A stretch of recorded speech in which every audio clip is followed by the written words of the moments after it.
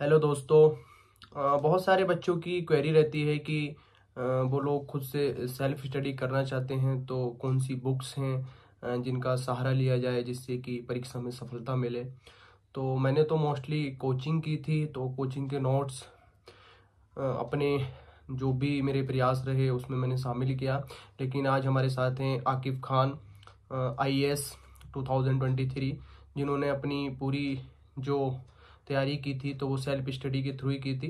तो ये बताएंगे आपको कि किस तरीके से इन्होंने सफलता अर्जित की और अपने अनुभव शेयर करेंगे। तो आकिब भाई बताइएगा जरा।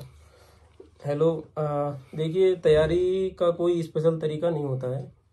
अगर आपको तैयारी करनी है तो कुछ चीज़ें आपको कोचिंग की शामिल करनी होती हैं और कुछ जो स्टैंडर्ड बुक्स हैं उनको पढ़ना होता है। तो कोचिंग नहीं करी उसका अलग बात होती है, लेकिन कुछ कोचिंगों के कुछ कुछ मटेरियल ऐसे हैं जिनको आप अपनी तैयारी में यूज कर सकते हैं। जैसे अगर आप हिंदी मीडियम में हैं तो प्रीलिम्स के लिए ओनली आइज का जो प्रहार मटेरियल है वो काफ़ी अच्छा है, उसको आप रेफर कर सकते हैं आराम से।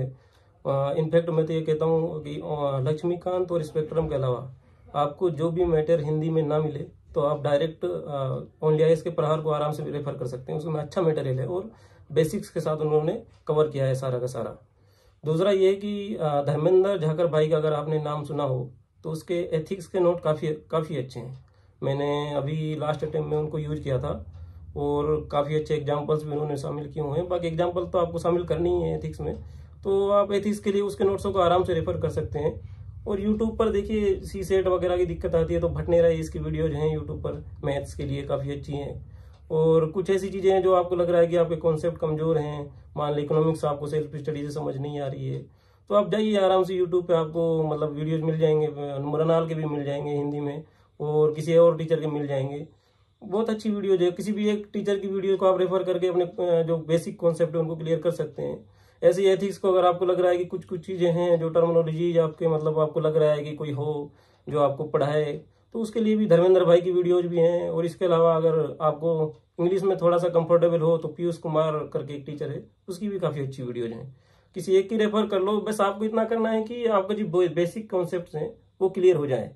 देखो होता क्या है कि हमारी पूरी जर्नी में ना तो कोई एक सेट ऑफ बुक्स काम आती हैं, ना ही किसी एक कोचिंग के सेट ऑफ नोट्स काम आते हैं।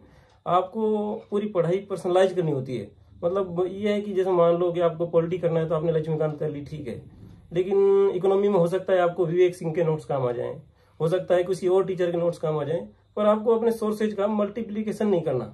मतलब ये कि अगर आपने ज्योग्राफी के लिए NCERT पढ़ ली तो किसी भी टीचर के, किसी भी कोचिंग के, किसी के भी नोट्स नहीं पढ़ने, फिर आपको जो अपनी NCERT जो अंडरलाइन की है उसी को बार बार रिवाइज करना है। ऐसे ही हिस्ट्री में अगर आपने NCERT पढ़ी है, ओल्ड NCERT स्पेशली, तो उनमें बहुत कुछ दिया हुआ है, 90% आपकी हिस्ट्री वहीं से कवर हो जाएगी। तो उसके बाद आपको मतलब कहीं ऐसा नहीं है कि किसी और को नोट्स उठा लिए, मैं कह रहा हूँ ओनली आइज के तो आप ओनली आइज पढ़ने लग गए। इनफैक्ट आपने पहले से NCERT पढ़ ली फिर भी आप किसी कोचिंग के नोट्स पढ़ने जा रहे तो वो मत कीजिए। अगर आपने NCERT अच्छे से पढ़ लिए,